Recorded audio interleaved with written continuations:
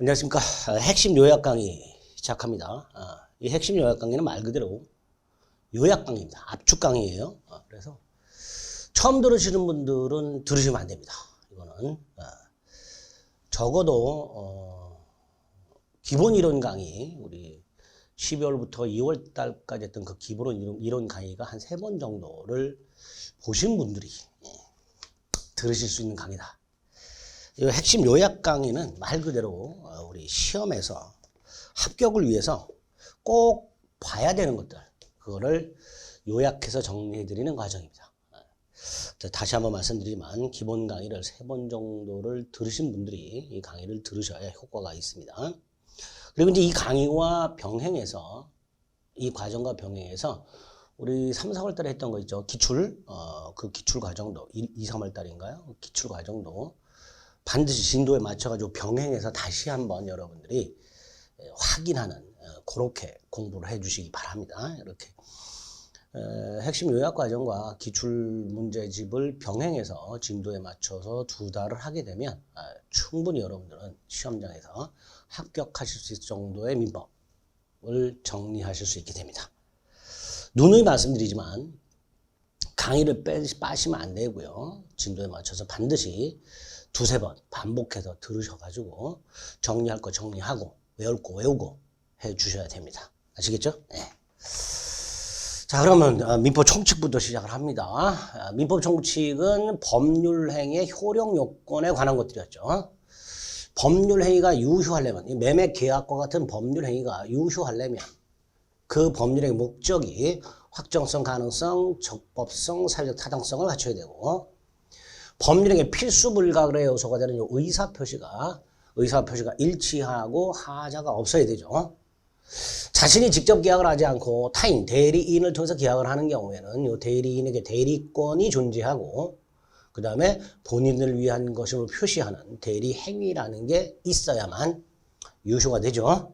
또 매매계약 같은 법률행위에 조건이나 기한과 같은 부관이 붙어 있을 때는 그 조건이 성취가 되거나 또는 기한이 도래해야 그 법률행위는 효력이 발생하거나 소멸하게 됩니다. 이렇게 법률행위 유효 요건에 관한 것들, 그게 이제 민법 총칙의 내용이고요. 그렇게 법률행위가 유효 요건을 갖추지 못하면 그 법률행위는 처음부터 효력이 없는 무효이거나 또는 일단은 유효하지만 취소를 함으로써 무효가 되는 이런 경우가 생기게 됩니다. 여기 이제 민법 총칙의 내용입니다. 10문제가 어디서 나오는가, 그거를 집중해서 정리를 하시면 되는 거예요. 자, 먼저 법률관계라는 내용을 기억하셔야 된다 그랬죠. 법률관계. 민법이라는 것은 개인과 개인 사이에 법률관계, 즉 권리 의무 관계에 관련된 분쟁을 해결하는 법이 민법이라고 했습니다. 자, 이때 이 민법에는 어떤 내용이 규정이 되어 있을까? 이 법률관계가 어떤 원인에 의해서 변동이 되는가? 법률관계 변동의 원인, 이걸 법률 요건이라고 그랬습니다. 그 2개가 있었어요. 법률행위와 법률규정. 이 법률행위나 법률규정을 원인으로 해서 그 결과가 법률관계 변동이 된다 그랬습니다. 또 이런 법률관계 변동의 원인, 즉 법률 요건을 구성하고 있는 구성용어차가 있어요. 그걸 법률 사실이라고 한다고 그랬습니다. 여기서 한 문제 정도가 따박따박 출제가 된다 그랬습니다. 먼저 법률관계 변동 파트에서는 법률관계 변동이라는 건 법률관계가 발생하거나 사람과 사람 사이에 법률관계가 발생하거나 그 법률관계가 변경이 되거나 법률관계가 소멸하는 것을 법률관계 변동이라고 그랬고요. 법률관계는 권리 의무 관계라고 그랬죠. 그 중에서 이제 권리를 중심으로 해서 권리가 발생, 즉 권리를 누군가가 취득하거나 그 권리가 변경이 되거나 권리가 소멸하는 이런 것들을 법률관계 변동 이렇게 부른다고 했어요. 다른 말로 법률 효과라고도 부르죠. 이때 구체적으로 법률관계 변동의 모습, 요거를 간간히 물어보게 됩니다. 그래서 외워야 될 것들이 있죠. 자, 먼저 권리의 취득은 원시 취득과 승계 취득이 있습니다. 그 중에 원시 취득. 외워야 될 게 있죠. 원시 취득, 건물 신축. 건물을 신축하여 소유권을 취득하는 경우 원시 취득이죠. 부동산 점유 취득 시효.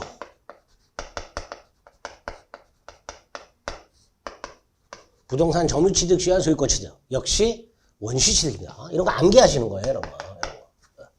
건물 신축 점유 취득 시효에 의한 소유권 취득. 무주물 선점, 유실물 습득, 매장물 발견 등에 의한 권리 취득. 이런 걸 원시 취득이라 한다. 암기하자. 두 번째, 승계 취득은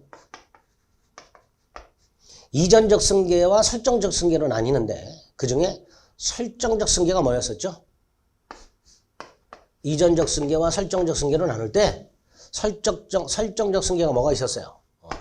지상권의 설정, 저당권의 설정과 같은 제한물권을 취득하는 경우 요게 설정적 승계 취득이었습니다. 외워야 되죠. 지상권의 설정, 저당권의 설정. 반면에 이전적 승계 취득은 특정 승계와 포괄 승계로 나뉘게 되는데 그 중에서 이 포괄 승계 역시 예를 기억해야 되죠. 상속이 있고요. 포괄 유증이 있고요. 회사 합병이 있었죠. 상속, 포괄 유증, 회사 합병. 이런 것들은 포괄 승계 취득이다. 포괄 승계 취득은 이전적 승계 취득의 일종이죠. 자, 이런 식으로 권리의 취득에 어떤 유형이 있는가 그 예를 반드시 기억해 주셔야 됩니다. 두 번째, 권리의 변경에서는 내용의 변경 중 질적 변경과 작용의 변경을 구별할 수 있어야 된다고 했습니다. 자, 먼저 내용의 변경 중 질적 변경에는 어떤 게 있었죠? 특정물 인도 청구권이 손해배상 청구권으로 바뀌는 경우, 특정물 인도 청구권이 손해배상 청구권으로 바뀌는 경우처럼 권리 자체가 변동이 되는 경우, 이게 질적 변경이죠. 또 하나가 물상대위라고 해서 저당권의 객체인 땅이 수용이 되고 그 땅 소유자인 저당권 설정자가 수용보상금 따위를 받게 되었을 때 저당권자는 그 수용보상금으로부터 자신이 빌려준 돈을 우선 회수할 수 있는 걸 물상대위라고 한다고 했죠. 이런 것들이 질적 변경의 예가 됩니다. 그러니까 이런 것들은 내용의 변경이다. 이렇게 나오면 옳은 질문이 되는 거예요. 질적 변경은 내용의 변경의 일종이니까. 그런데 작용의 변경이다. 이렇게 하면 틀리게 되는 거예요. 그래서 내용의 변경 중에 질적 변경 두 가지를 암기하시고 그 다음에 작용의 변경에는 역시 두 가지 암기해야 된다고 했습니다. 저당권의 순위가 승진하는 경우가 있죠. 저당권의 순위가 승진하는 경우. 또 하나가 임차권 같은 채권이 등기 등을 통해서 대항력을 갖추는 경우. 임차권 같은 채권이 등기 등을 통해서 대항력을 갖추는 경우. 이런 것들이 작용의 변경에 이해가 됩니다. 그래서 일단 법관계 변동, 즉 권리의 변동은 이렇게 뼈대를 잡은 다음에 그 중에서 예를 암기해야 될 것들을 정확하게 암기해 주셔야 되는 거예요. 11페이지에 보면 권리 변동의 종류, 유형이 나와 있죠. 즉 그 중에 원시 즉 건물의 신축이 있고요. 무주물 선점, 유실물 습득, 매장물 발견이 있고 시효 취득 같은 게 있습니다. 이런 것들 기억하셔야 되는 거예요. 승계 취득에 설정적 승계가 있죠. 제한물권의 설정이라고 해서 구체적으로 지상권 설정, 저당권 설정 같은 것들이 있게 될 것이고요. 이전적 승계, 포괄 승계가 있죠. 상속이 있고 회사 합병인데 하나 더 추가. 포괄유증 기억하셔야 됩니다. 권리의 변경 중에 내용의 변경이 있죠. 질적 변경이 있습니다. 그 중에 물상대위가 있고요. 목적물 인도 청구권이 특정물 인도 청구권이 손해배상 청구권으로 바뀌는 경우, 그 다음에 작용의 변경에 저당권의 순위 승진과 임차권 등 채권이 대항력을 취득하는 경우, 이런 것들이 10페이지, 11페이지에서 여러분들이 눈두장을 찍어갖고 암기를 해 주셔야 되는 내용들입니다. 그죠? 그런 거 기억하시면 됩니다. 한 장을 넘기면 법률 효과라고 되어 있는데 그 법률 효과에 나와 있는 내용들이 다 기출이 되었던 지문들입니다. 그 기출이 되었던 지문들을 좀 기억하시되 그 중에서 법률 사실과 관련된 것들이 있어요. 그 법률 사실과 관련된 걸 좀 우리 지금 요약제는 빠져 있는데 권리를 변동시키는 원인을 법률 요건이라 했고 법률 요건을 구성하는 개개 사실을 법률 사실이라 그랬잖아요. 요 법률 사실에 뭐가 있는가? 요것도 간혹 물어보게 됩니다. 그거 이제 좀 보시자. 법률 사실. 법률 사실은 법률 요건을 구성하는 요소, 이게 법률 사실이죠. 크게 두 가지만 구별하자 그랬어요. 의사표시하고 준법률행위라는 걸 구별하자. 의사표시하고 준법률행위. 자, 의사표시는 법률행위 필수 구성 요소가 되고 특징이 뭐죠? 의사 표시한 대로 법률 효과가 생긴다는 이런 특징이 있죠. 이게 의사표시죠. 반면에 준법률행위는 주로 법률 규정의 구성 요소이기 때문에 당연히 그 준법률행위를 했을 때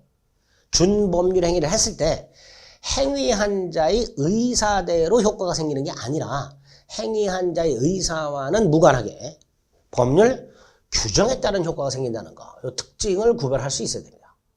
두 번째, 준법률 행위 중에서 의사의 통지와 관료의 통지라는 게 있어요. 요거 암기를 좀 해주셔야 되죠.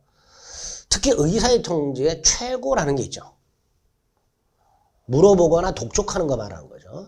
요거 준법률 행위라는 거. 의사표시가 아니라 준법률 행위라는 거 꼭 좀 기억해 두셔야 되고요.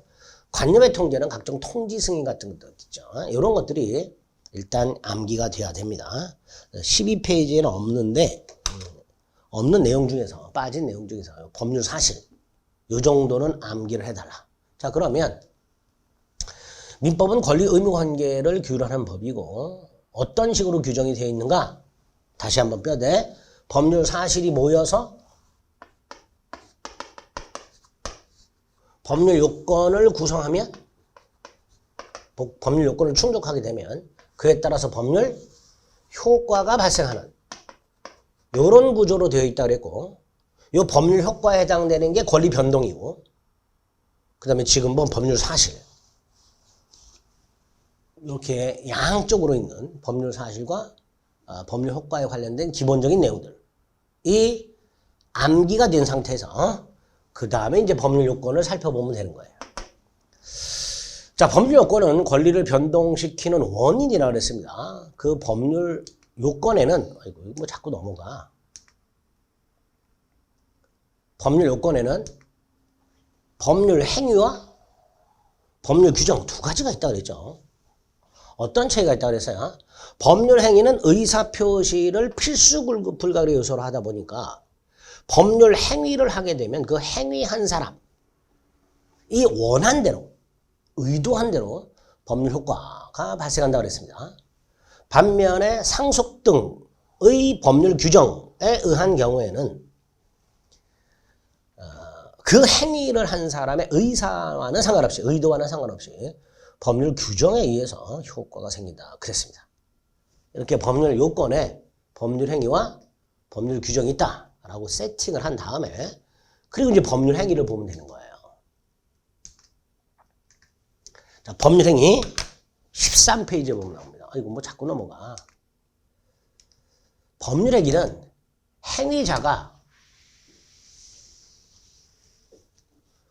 법률 행위자가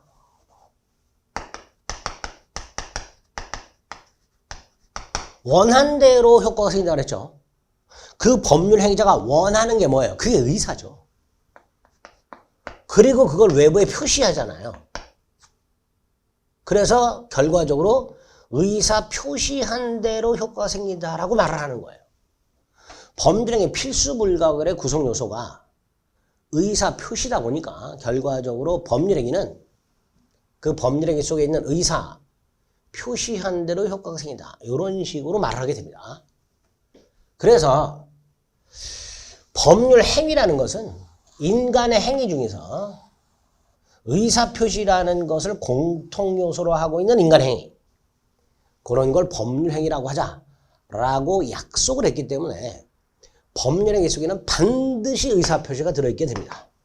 즉 의사표시 없는 법률행위는 있을 수 없다. 이런 식으로 출제가 된 적도 있죠. 의사표시 없는 법률행위는 있을 수가 없습니다. 자, 이 법률행위와 관련해서 첫 번째로 기억해야 될 게 종류 구별해야 되는 거죠. 법률행위 종류. 자, 먼저 제일 많이 나오는 거. 법률행위 속에 들어있는 의사표시 개수에 따라 법률행위에 반드시 들어있는 의사표시. 그러니까 몇 개냐 도대체. 꼴랑 하나 들어있는 것을 단독행위라고 하죠. 다른 말로 일방적 행위라고도 합니다.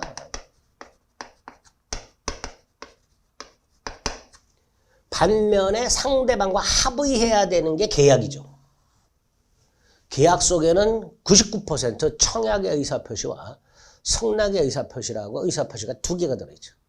반면에 단독행위는 꼴랑 하나 들어있죠. 이렇게 단독행위하고 계약을 구별해야 돼요.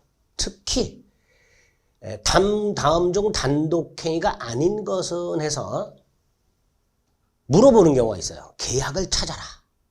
우리 시험 문제에서 다음 중 단독행위가 아닌 것은 이렇게 물어보는 경우가 왕왕 있습니다. 그때 답으로 나오는 게 합의 해제하고 채무 인수라는 거예요. 자, 채무 인수는 아예 뒤에다가 채무 인수 계약이라고 해서 합쳐서 기억을 해주세요. 누군가가 채무를 떠안는 거야. 아, 내가 대신 갚을게. 야, 너 병한테 100만 원 갚을 거 있지? 그거 내가 대신 갚을게. 채무자와 인수인사의 계약이에요. 이걸 채무 인수라고 합니다. 어쨌든 다음 중 단독행위가 아닌 것은 이라고 문제가 나오게 되면 그 답으로 나온 건 합의 해제나 채무 인수 계약이 답으로 나오게 됩니다. 여기 첫 번째예요. 두 번째가 단독행위는 일방적 행위라고 했는데 두 종류가 있다고 그랬죠. 상대방이 없는 단독행위와 상대방이 있는 단독행위. 이렇게 나누게 되고 특히 상대방 없는 단독행위. 기억해야 되죠? 자주 물어보죠. 다음 중 상대방 없는 단독행위를 골라라. 거의 41번에서 최근에 몇 번 물어봤어요. 다음 중 상대방 없는 단독행위는 이런 식으로 물어본 적이 대단히 많기 때문에 상대방 없는 단독행위가 뭔지 어떤 것들인지 그 예를 반드시 기억을 해두셔야 됩니다. 유언, 유언에 의한 증여, 유증, 재단법인 설립행위, 재단법인 설립행위, 동산 소유권 포기, 동산 소유권 포기, 유제포, 유제포 이런 식으로 상대방 없는 단독행위가 어떤 게 있는지 반드시 그 예를 암기를 좀 해두셔야 됩니다. 여기 첫 번째 법률행위 종류. 두 번째로 최근에 물어본 게 채권행위하고 처분행위 구별하는 걸 물어봤습니다. 근데 이 채권행위하고 처분행위는 물권권 총론 가면 나오죠. 거기에 보면 채권행위와 물권행위의 관계가 나옵니다. 그죠? 자, 채권행위는 계약을 말하는 거예요. 채무 인수계약 같은 거. 여기서도 물어볼 수 있는 거죠.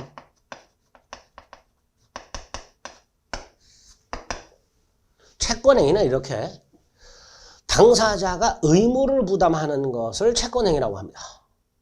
반면에 권리를 넘겨주는 행위가 처분행위예요.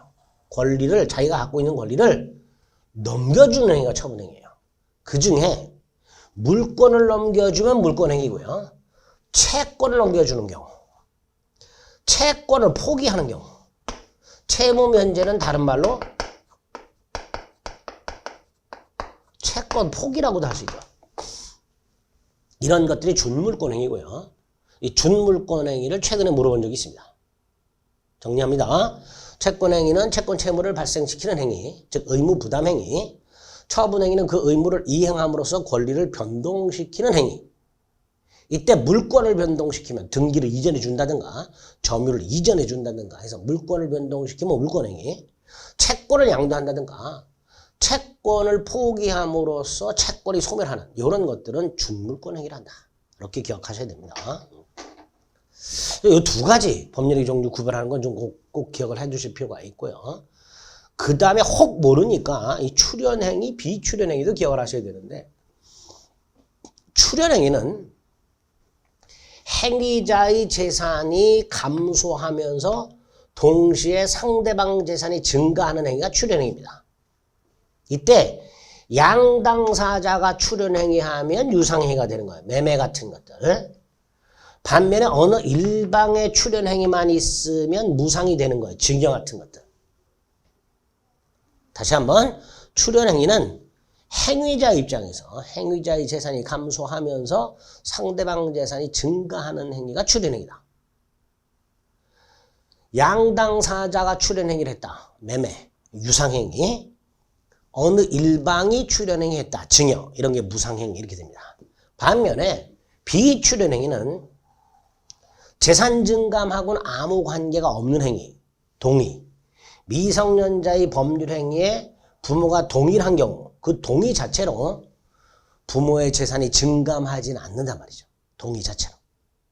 이런 게 비출연행위고요. 또 하나가 쓰레기통에 물건을 버렸다. 즉 동산 소유권을 포기하게 되면 포기한 자의 재산만 감소할 뿐 누군가의 재산은 증가하지 않죠. 이런 것들을 비출연행위를 한다. 그래서 법률행위 종류도 최근에 자주 물어보니까 적어도 이 정도는 좀 기억을 해 주실 필요가 있습니다. 먼저 13페이지에 보면 2번 법률행위 종류가 있죠. 양가를 1번, 동그라미 1번 단독행위, 일방적 행위라고 부른다고 했고요. 니은 상대방 없는 단독행위 기억하셔야 되고요. 동그라미 2번 계약은 청약과 승낙이 합치된다 그랬죠. 합동행위는 볼 필요 없고요. 한 장을 넘기면 양가로 3번 의무부담행위가 있습니다. 이 의무부담행위가 뭐라고요? 채권행위. 의무부담행위가 채권행위입니다. 반면에 처분행위는 물권행위와 준물권행위가 있죠. 그 중에 준물권행위에 보면 채권양도와 채무면제가 있습니다. 14페이지에 양가로 3번, 동그라미 2번 처분행위, 그 중에 니은 준물권행위. 준물권행위에 보면 채권양도와 채무면제가 있습니다. 채권양도와 채무면제. 그거를 좀 기억해달라. 이런 식으로 법률 종류를 구별하시고 요거는 지금 없죠. 요약집에. 요것도 따로 출연, 비출연도 이렇게 구별해서 특히 비출연 행위에 동의하고 동사소유권 포기 등이 있다. 요거를 좀 기억을 해 주실 필요가 있습니다. 자, 법률행위의 뜻과 법률행위의 특징과 법률행위의 어떤 종류가 있는지 살펴봤습니다. 그 다음에 이제 핵심이 뭐죠? 법률행위의 효력요건이죠.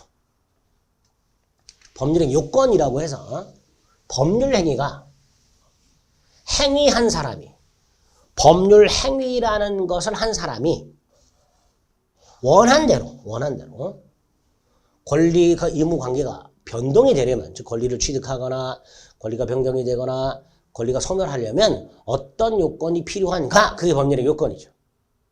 크게 두 가지가 있었습니다. 성립 요건하고 효력 요건 또는 유효 요건이 있습니다. 그리고 이 요건이 다시 또 다시 두 가지로 나뉘죠. 모든 법률행위에 필요한 요건, 일반적 요건. 모든 법률행위에 필요한 요건, 일반적 요건. 어떤 특정한 법률행위에 필요한 요건, 특별 요건. 이렇게 되죠.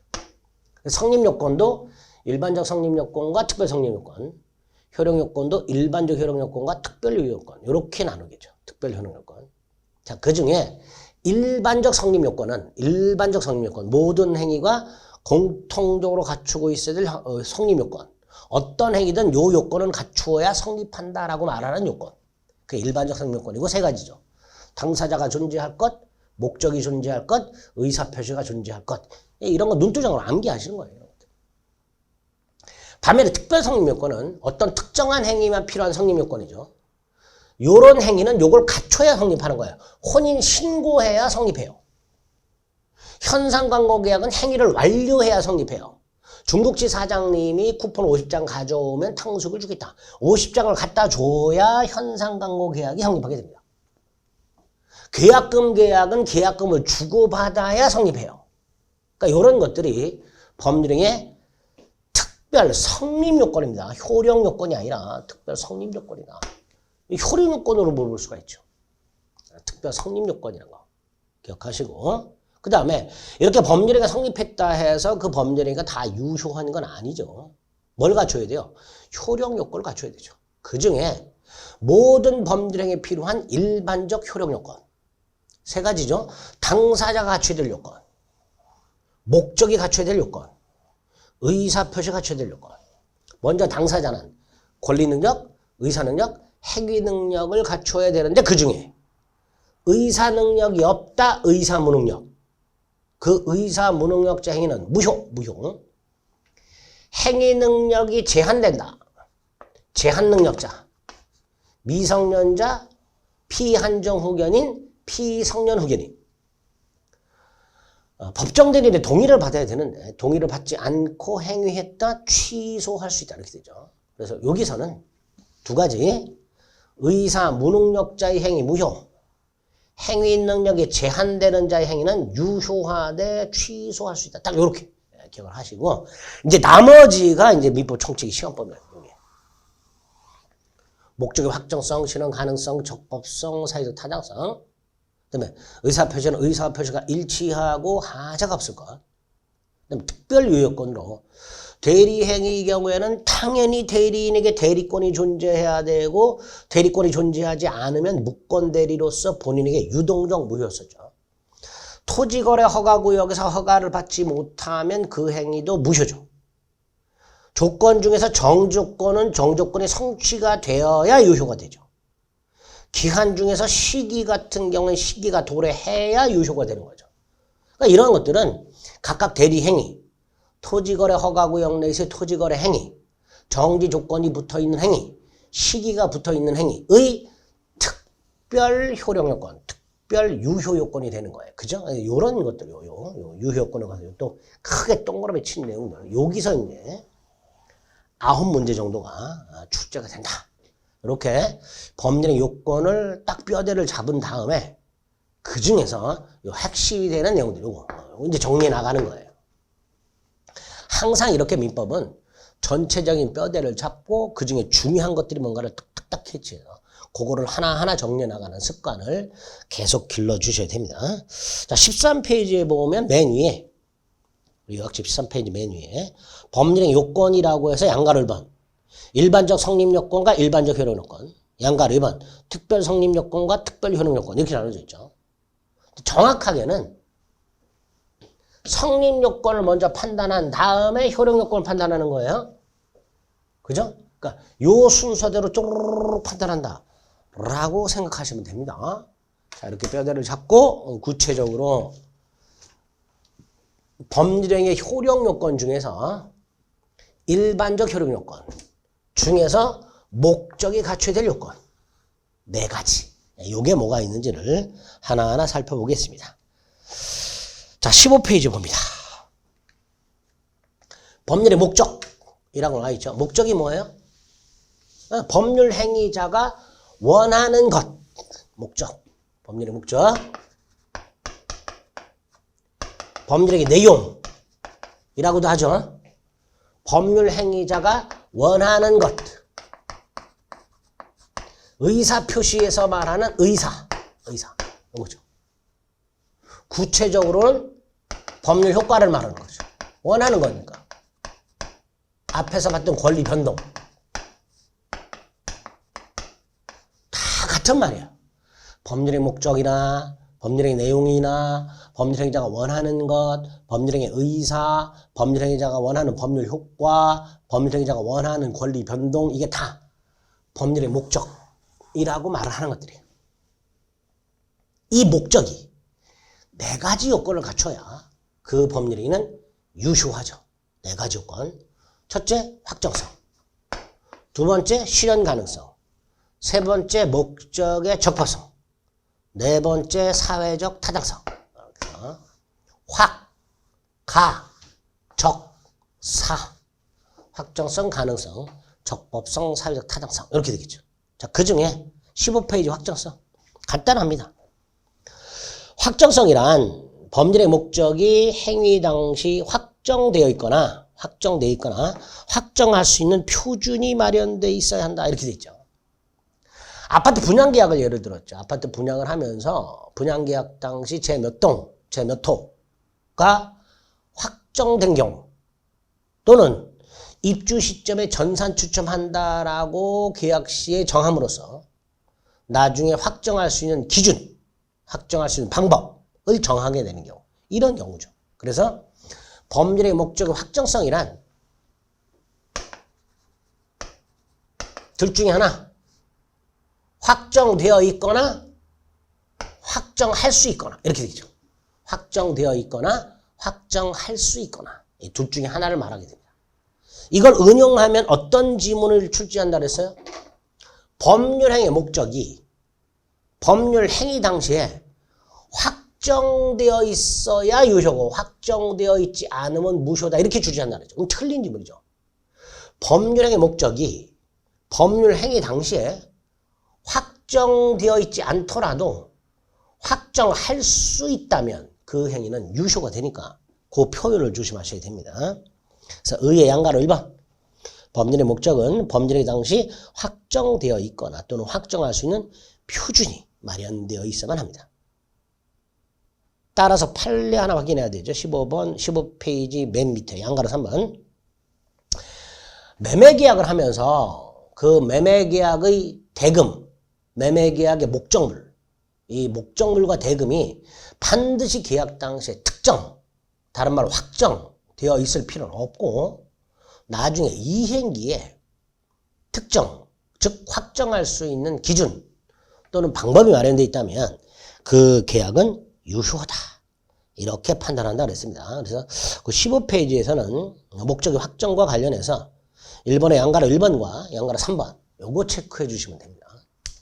확정성은 요 정도 보시면 돼요. 자, 이제 점점 중요해집니다. 두 번째가 실현 가능성이죠. 일단 법률행위 목적이 실현 가능해야 그 법률행위는 유효합니다. 자, 이때 그 목적이 실현 가능하냐 불가능하냐를 판단하는 기준 시기가 언제예요? 행위 당시죠. 그 행위 당시 불가능한 걸 원시적 불능이라고 하죠. 행위 이후 불가능한 걸 후발적 불능이라고 하죠. 행위 당시 불가능 원시적 불능. 행위 이후 불가능 후발적 불능. 특히 후발적 불능은 뭐라고 나와요? 주택 매매 계약을 체결한 후에 주택이 멸실 이렇게 나오죠. 그럼 후발적 불능이죠. 그럼 그 계약은 유효 무효? 유효죠. 유효. 그래서 후발적 불능만 무효고 원시적 불능만 무효고 후발적 불능은 유효하죠. 이거 반드시 구별하셔야 돼요. 근데 수험생들이 후발적 불능은 유효다 이것만 기억하시지 사례 형태로 나온 걸 구별 못한단 말이에요. 그래서 지문을 읽다가 계약 이전에 이미 뭐 수용이 됐다. 계약 이후 수용이 됐다. 계약 이전에 멸실이 됐다. 계약 이후 멸실이 됐다. 이런 걸 구별할 수 있어야 됩니다. 원시적 불능 무효, 후발적 불능 유효만 기억하지 마시고 이 사례 형태로 나올 수도 있다는 거. 두 번째, 이 원시적 불능이 전부 불능인 경우도 있고 일부 불능인 경우도 있죠. 원시적 전부 불능, 원시적 일부 불능. 주택 전부 멸실, 주택 일부 멸실 이런 식으로. 계약 당시 주택 매매 계약 당시 그 주택이 이미 전부 멸실, 일부 멸실 이렇게 되겠죠. 그게 전부 불능, 일부 불능이 될 겁니다. 일단 전부 불능, 전부 무효가 되면서 계약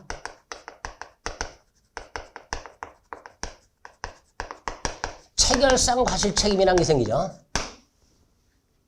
계약법 가면 535조가 나오죠. 원시적 불능, 목적이 불능한 계약을 체결한 경우, 목적이 불능한 계약을 체결한 경우 그 불능 사실을 알았거나 알 수 있었던 자는 선의무과실 상대방이 입은 손해를 배상해야 됩니다. 이행이익을 넘지 않는 범위 내에서 신뢰이익을 배상해라. 이게 계약 체결상의 과실책임이죠. 계약법 가서 봅니다. 반면에 일부 불능의 경우에는 137조가 적용이 되죠. 따라서 원칙 전부 불능, 예외 일부 불능 이렇게 되겠죠. 원칙 전부 불능, 전부 무효, 예외 일부 불능, 일부 무효 이렇게 되겠죠.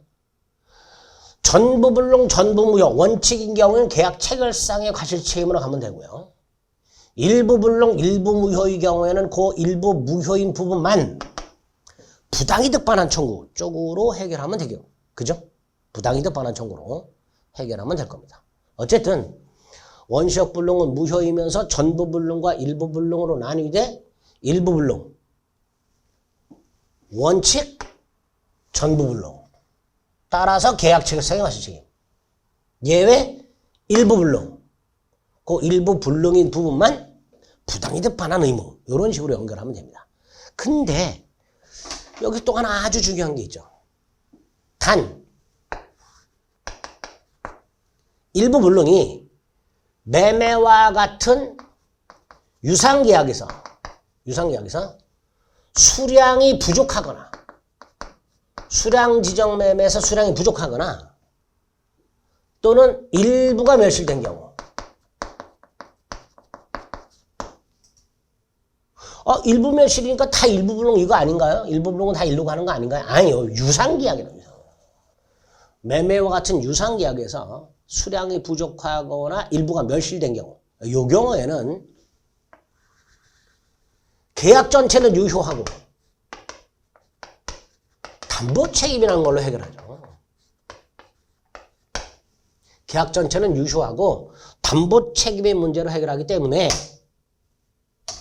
여기에다가 요 빨간 거에다가 계약 체결상의 과실 책임을 적용하거나 137조를 적용해서 부당이득 반환 따위로 처리하면 된다 안 된다? 안 되겠죠. 요거를 조심해달라. 요거를. 자, 불능 판단 기준 시기와 관련해서 이렇게 이제 뼈대를 잡고 흘러가는 내용을 머릿속에 기억하셔야 됩니다. 그다음에 후발적 불능의 경우에는 계약 자체는 유효라 그랬죠. 그리고 이걸 처리하는 제도가 계약법에 가면 두 개가 나오죠. 하나가 채무 불이행 중 이행 불능. 최고 없이 계약을 해지할 수 있다. 채무 불이행 중 이행 불능이라고 최고 없이 계약을 해지하고 손해배상을 청구할 수 있다. 그걸로 가거나 또 하나는 뭘로 간다 그랬죠? 위험 부담의 문제로 간다 그랬죠. 그래서 원시적 불능과 관련된 계약 체결상의 과실 책임과 후발적 불능과 관련된 채무 불이행 책임이나 위험 부담하고 헷갈리면 안 된다 그랬습니다. 이렇게 일단 불능 판단 기준 시관에서 이런 식으로 정리가 돼야 됩니다.